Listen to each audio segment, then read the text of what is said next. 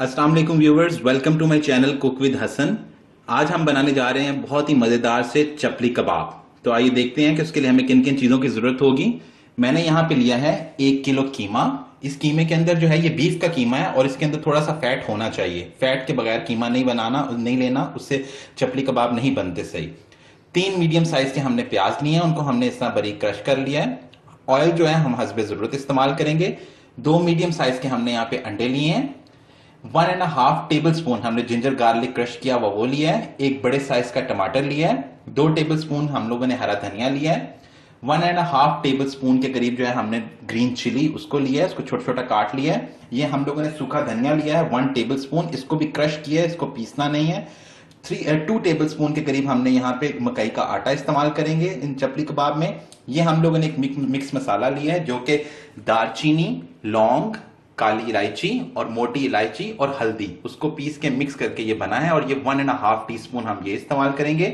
1 table spoon के करीब हम क्रश्ड रेड चिली वो इस्तेमाल करेंगे। नमक हम हस्बे जरूरत इस्तेमाल करेंगे।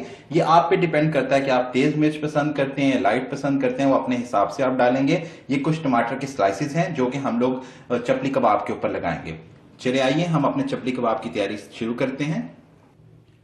अब हमने एक बड़े साइज का बाउल लिया है, इसके अंदर हम ये कीमा डालेंगे।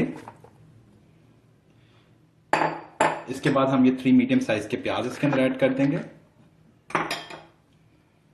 साथ ही हम इसमें ये टोमेटोज ये ऐड कर देंगे। अब इसमें हम ये जिंजर गार्लिक पेस्ट जो है क्रश किया हुआ या पेस्ट भी इस्तेमाल कर सकते हैं वो डालेंगे। इसमें हम ये मिक्स मसाला जो है ये ऐड करेंगे। सॉल्ट इसमें हस्बे ज़रूरत हम सॉल्ट इस्तेमाल करेंगे। 2 टेबल स्पून के करीब हम इसमें ये मकई का आटा इस्तेमाल करेंगे। रेड चिली पाउडर क्रश की हुई वो इस्तेमाल करेंगे। हरा धनिया हम इसमें डालेंगे और हम इसमें थोड़े से अंडे डालेंगे। ये अंडे जो हैं वो ऐड कर देंगे। इसमें सूखा धनिया जो है वो हम ऐड करेंगे। साथ ही में हम इसके अंदर ये ग्रीन चिलीज हरी मिर्च कुटी हुई वो डाल देंगे। अब हम इसको अच्छे से हाथ से मिक्स करेंगे। मेक श्योर करेगा कि आपके हाथ साफ हों, धुले हों, फिर आप इसको अच्छे से मिक्स करेंगे। आप देख सकते हैं कीमा अच्छे से हमने मिक्स कर लिया। ये देखें, इसमें चपली कबाब में जो है ज़्यादातर खड़ा मसाला जो होता है वो इस्तेमाल होता है, चंक्स में इस तरह इस्तेमाल होता है। इसमें बारीक बहुत पीसा हुआ मसाला इस्तेमाल नहीं होता। तो आइए अब हम कबाब बनाएंगे। इस तरह हम एक कबाब हाथ पे लेंगे। इसके साथ ही हम एक टमाटर का स्लाइस भी लेंगे। ये लेने के बाद इस पे टमाटर का स्लाइस लेके फिर इसको प्रेस करेंगे और इसको लंबे शेप में करेंगे। ये देखिए हमारा चपली कबाब। अब हम इसको फ्राइंग पैन में इसको फ्राई करेंगे।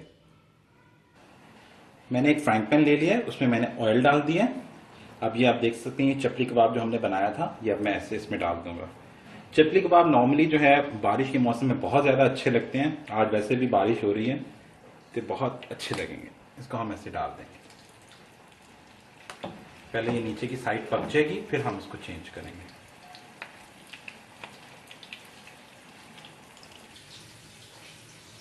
आइए एक और कबाब बनाते हैं। इसी तरह ही हमने गोला एक लिया है। इसके बाद हम इसको प्रेस करेंगे ताकि टमाटर का स्लाइस अच्छे से इस कबाब के अंदर फिक्स हो जाए।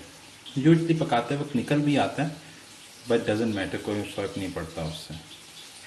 ये इसकी खूबसूरती के लिए साथ में एक ट्रेंड चला आ रहा है कबाब के अंदर वो टमाटर लगाने का। आइए इसको भी हम पैन में डाल देते हैं। आइए इस कबाब को भी इसमें डाल देते हैं। जब ये एक साइड से नीचे से पक जाएंगे फिर इसकी हम साइड चेंज करेंगे। इसको हम हल्की आंच पे पकाएंगे, ज़्यादा तेज़ आंच ना हो। ऊपर से ऐसे थोड़ा ऑयल डालते जाएं।